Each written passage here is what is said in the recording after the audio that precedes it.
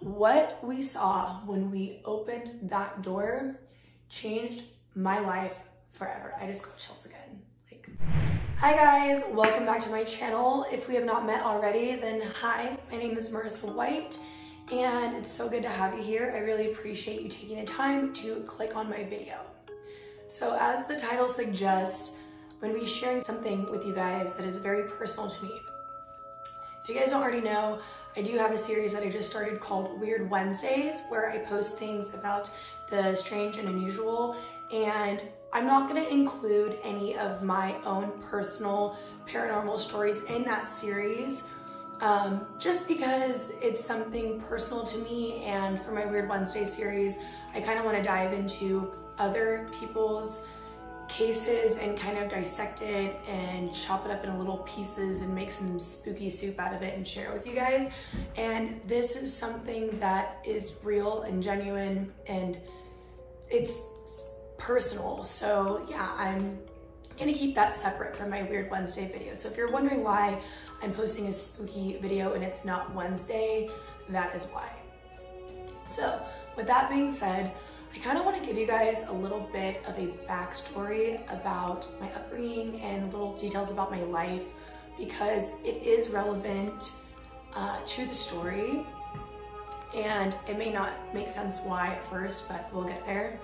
So growing up, I didn't have the worst childhood by any means, but I didn't have the best childhood. I grew up with a really young mom, and she had me at 16, and my dad passed away before I was actually born in a car accident. And then my poor mother, she ended up getting married and to my sister's dad. So I had my sister, and then he actually ended up passing away as well. So my mom had it really rough. So in no way, shape, or form am I saying that I didn't have a good parent. It was just hard on her, therefore it was hard on us.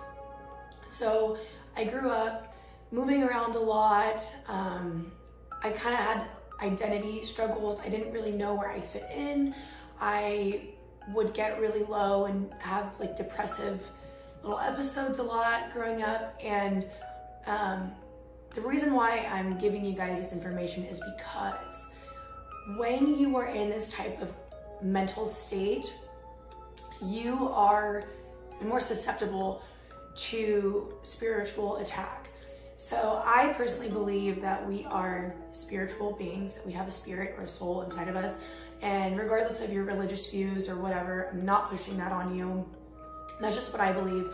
And if you believe in the paranormal, then you probably believe something along those lines too. You believe in spirits and things like that. So when you are in a dark place in your life mentally, and you are kind of broken down, evil or dark forces, they can smell it, they can pick up on it, and they look at you like you're a snack, which is not something that you want to be for a demon or a negative force or negative entity, whatever it is that you want to call it. You don't want to be that. So when your vibrations are really low, you're more susceptible because you're easier to break down. So with that being said, I was an angsty teen. I felt like nobody understood me. I just was in kind of a low point, and with this story, this is the main one. I'm giving you guys the main piece of the pie first, and then later on, I will give you guys little stories here and there of things that happened, you know, leading up to this. But this event changed my life and my spiritual beliefs, and a lot of the things that shape me today are because of these experiences.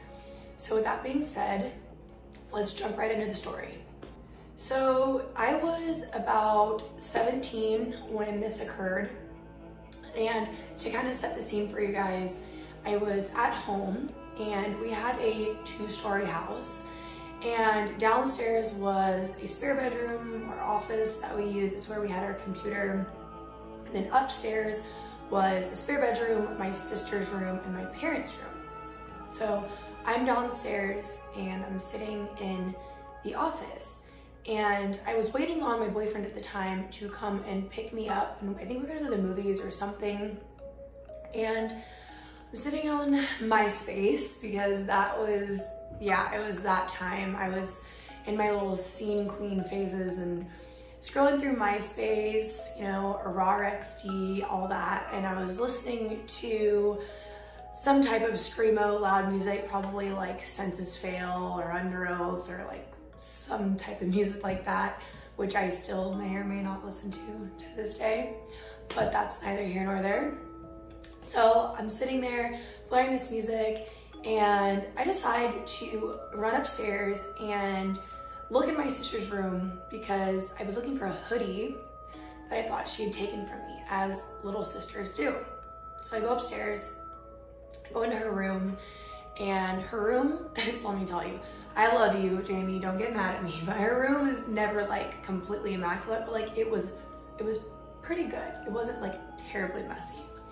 So I walk in and I'm looking around, and I go to the closet, get my hoodie, and then I notice on her dresser these like throwback Mountain Dew bottles. I don't know if you guys remember them, but they were like those aluminum bottles that were like from back in the day, and they had really cool artwork on them. My sister had them sitting on top of her dresser, and I wanted to look at them up close and check out the artwork. So I picked each one of them up and looked at it and then set it back down on the dresser. And then I go back downstairs, I got my hoodie, I'm waiting on my boyfriend to come get me, and I go back to my computer and I start playing the music again, and it's really, really loud. So no one was home but me. My mom and my sister were both at my uncle's house. And because I grew up watching a lot of true crime and things of that nature, I was a paranoid little girl, and I always made sure all the doors in my house were locked if I was home alone. So that was just something that I always made sure of when I was home. So everything was locked. I knew I was by myself, and I started to hear like banging noises, but not super, super loud or anything to be like too alarmed. I assumed it was my mom and my sister coming home because my dog didn't freak out. And we had a yappy little chihuahua named Abby, R.I.P. Abby. She would freak out. If you guys, any of you guys have ever owned a small chihuahua or a small dog, you know they're known for being like barkers. So no one could step foot on our doorstep without that dog losing her shit. So I knew that if someone was in the house, because A, the door was locked, and B, my dog didn't freak out, it would have had to have been my mom and my sister, because obviously the dog, you know, she knows who they are, so she is less likely to freak out. I'm sitting there and these banging noises start to get really loud. And you know how it is with girls and their moms, you get in fights and altercations. So I kind of assumed it was my mom and my sister arguing, and my sister at the time, she had a big attitude. And anytime she would get pissed off, she would like storm up the stairs and like stomp her feet, slam things around, like really let my mom know that she was pissed. So I'm like, oh great, what's the drama now, you know? And so I'm just sitting there, and I'm on MySpace, just chilling, and all these noises are going on, banging and, you know, stomping, and then I'm like, dang, that's getting really intense. Like, what's going on? I wonder what they're fighting about. Like, I need to see what's going on here. So I turn the music down, and I'm like, hey, Mom, Jamie, which is my sister, what's going on? And it stops, and I don't hear anything. And it just gets dead quiet. Oh, I just got chills, you guys. Freaks me out to talk about it. So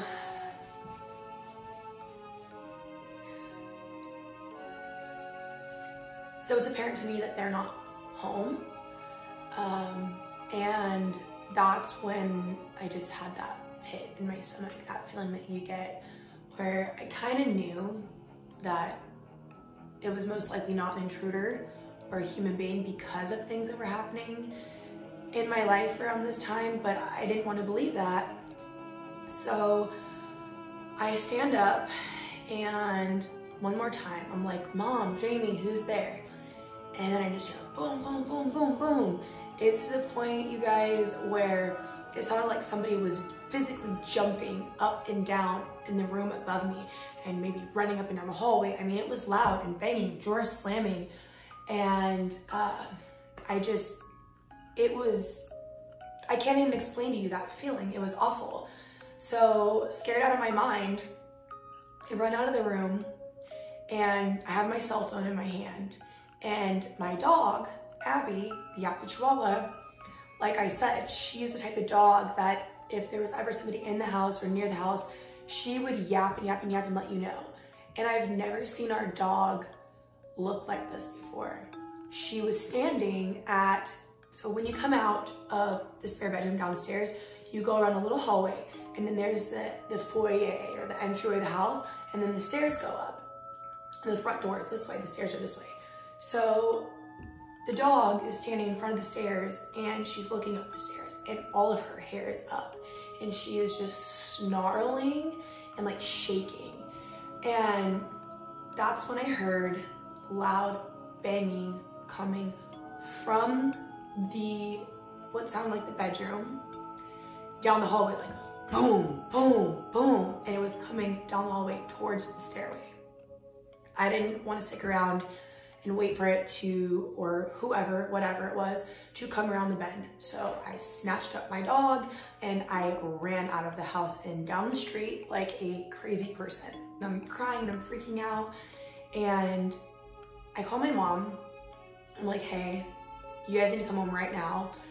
And I didn't want to jump, like I said, to the conclusion that there was an intruder in the house, because even though I honestly would have rather had it be that than what it was. So I told my mom what was going on and gave her a rundown, like, I don't know if someone's in the house, I don't know if something's going on, you need to get home now. Me and Abby are sitting on the corner down the street. And then I call my boyfriend, same thing, get down here now, blah, blah, blah, whatever. So my mom, my uncle, my sister, and my boyfriend, they all show up at the house. And once everybody was there, we walked around the back and made sure everything was locked. There was no signs of forced entry of any kind, and there was nothing.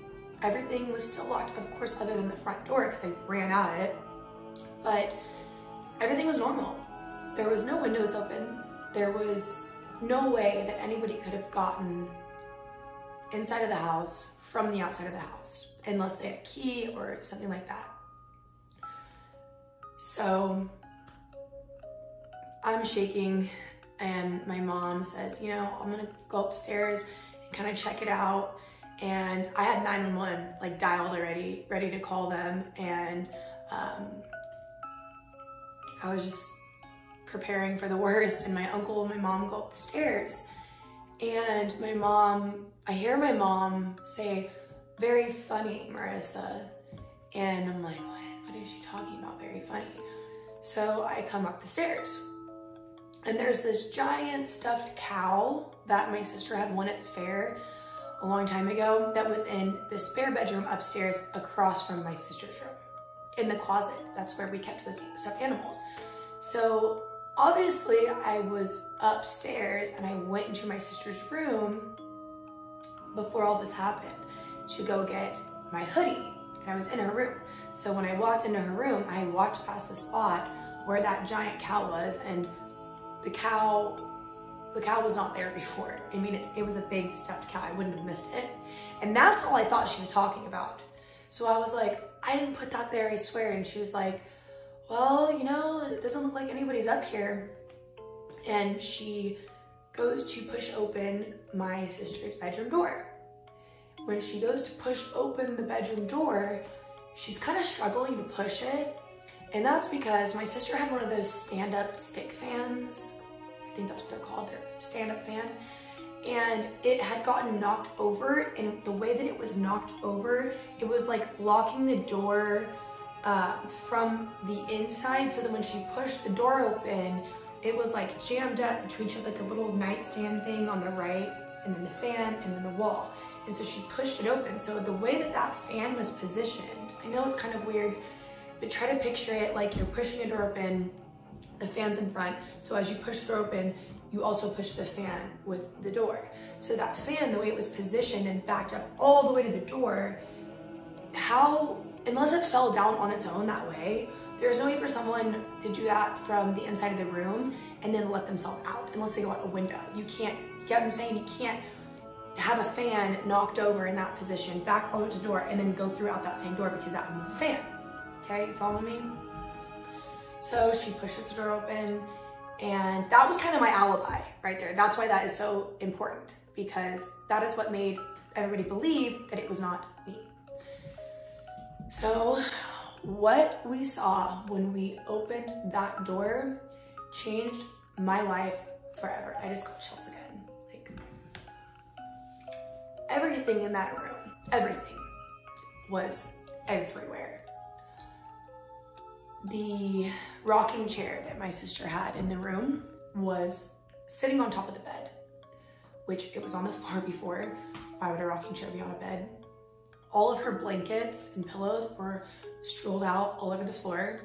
Her DVDs, her CDs, everything was everywhere. Pictures that she had sitting on her nightstand, flipped upside down, knocked over. And what freaks me out the most is those bottles, those Mountain Dew bottles that I picked up and was looking at. I believe there was 3 or 4 of them. They were all perfectly balanced upside down. I picked up one of those bottles myself because I held it in my hand and I set it back down. I would have known if they were all perfectly balanced upside down. If you've ever seen these bottles, you know that they're very bottom heavy. There's a big bottom and then it goes to a tiny little top, tiny little mouthful. So to get that bottle to position like that, it took some effort.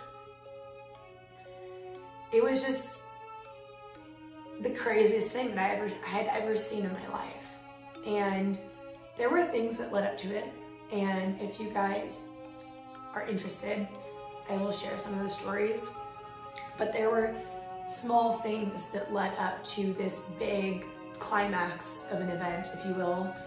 And I just dropped and started bawling my eyes out because I knew in that moment that everything that I was experiencing was not in my head. I was not crazy. So it was a weird mix of emotions because I was validated, but yet also devastated at the same time, because I knew there is something paranormal in my house and attached to me. And again, I'll explain in later videos why I believe that. And we had moved multiple times and things would happen pretty much every house we lived in. But even though it was in my sister's room, that the entire room was just a mess. I had just been in there. The things that I had touched, you know, were messed with. And so that's why it felt personal. And it happened while I was home. The thought that I was sitting there in that office, thinking in my head that the sounds that I was hearing was my mom and my sister. The fact that it wasn't either of them. And I was just sitting there for this, I mean, and this went on for a few minutes. I had heard all of this ruckus going on and I just sat there and I was just, it did not faze me. I did not think. It was so loud that I was like, oh yeah, they're home. That has to be them, right? You don't want to jump to that kind of conclusion. That wasn't even in my brain. And yet, nobody was home. And that whole time I was just sitting there. Oh, it makes my stomach turn to think what I could have saw or what could have happened. I don't know. But yeah, that happened. And, you know, there are things that happen in your life that are negative that I believe have positive outcomes. And in this case, this was something positive. It took me a long time to heal from that. I was terrified. I did not stay in that house at 17 years old. I up and left and I went and stayed with my boyfriend. And I know that sounds bad, but my mom, she knew that I didn't want to sleep alone, for one. I didn't want to be there. And even though things were happening kind of wherever I was going, at least at the time, like living with my boyfriend, I wouldn't ever be sleeping alone. And my sister wanted to go stay at my grandparents' house. Like, this caused so much turmoil, and like, this caused so much pain for my family because we were terrified. And this just kind of was the cherry on top of the cake. And one of the reasons why I wanted to film this video and put it out there, if you guys don't believe me, or whoever is watching this is judging me or whatever, that does not matter to me. I have the people in my life that are closest to me, that know my heart and they know my character, and they know about these happenings, and the people whose opinions that matter to me, they believe me. I'm not putting this out there to get attention or to convince people of anything. However, I know that at the time when I was going through this, I felt like I had nobody to talk to. I reached out to multiple different religious organizations. I reached out to multiple paranormal investigators, email after email, and I felt alone. And I felt like I had nobody to support me or relate to. And so in those really tough formative years being a teenager, I already had kind of a rough childhood. I already had kind of a rough life and was already in kind of a dark place. And then when that happened, it was like my mind went to really dark places, you guys. And so one of the reasons why I wanted to film this is because if there's anybody out there that has ever felt that way, I told myself I wasn't gonna get emotional about this, but it was really dark, you guys. There were days where I was really, really low and I contemplated things that no young girl my age should be thinking about. I felt defeated, I felt overpowered, and thankfully, I ended up finding a solution. I ended up beating this, and now as a 26-year-old, I can say that I've had quite a few years where I haven't had anything negative. I won't say I haven't had anything weird, strange, unusual, paranormal happen, but I haven't had anything negative. I haven't had that like gut-wrenching feeling in a really long time. And I believe that because of what I went through, it forced me to do a little bit of soul searching and spiritually educate myself.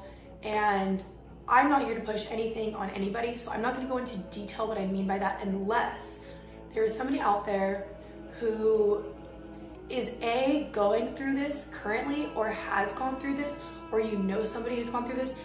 If you need someone to talk to, I will be that person. I will give you my advice. I will share one-on-one with you what I did, and I will be supportive because I had nobody. That's why I wanted to put this video out there, not for really any selfish reasons, but because I know how it felt. And I mean, you can go to a therapist and they're probably gonna think that you're crazy.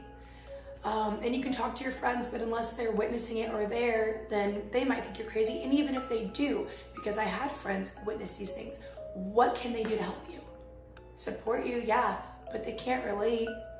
So with that being said, I really hope that if you or someone you know has been a victim to something of that nature, know that I'm here to support you and you are not alone.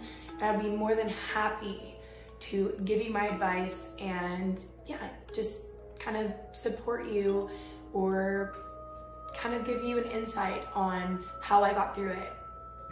But like I said, on a positive note, it really did change my life for the better. I wouldn't take it back.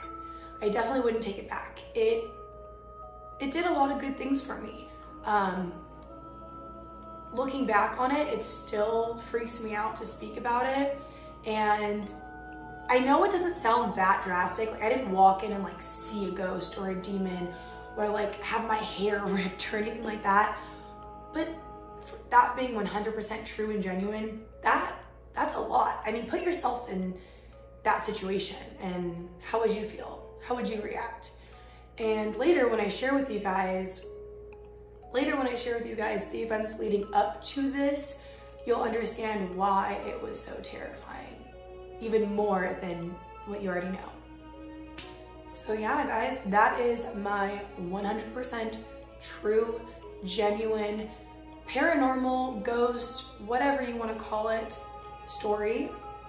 And I'm sorry for getting a little emo on you guys. It's hard for me to talk about, and it still freaks me out to this day. So if you guys made it this far to the video, I just want to say thank you so much for your support. Thank you so much for watching and listening. It really does mean a lot to me. And I'm so happy that I finally convinced myself to join this platform, because so far it's been nothing but positive. I was really scared that I was gonna get a lot of hate, negativity, but it has been the absolute opposite of that this far. Now, I know that that will probably come, and I'm okay. I've made peace with that. It's all right. I'm not gonna be phased, but yeah, I'm just happy to be here, guys. And I appreciate all of you watching. So yeah, thank you so much, and I will see you guys next time.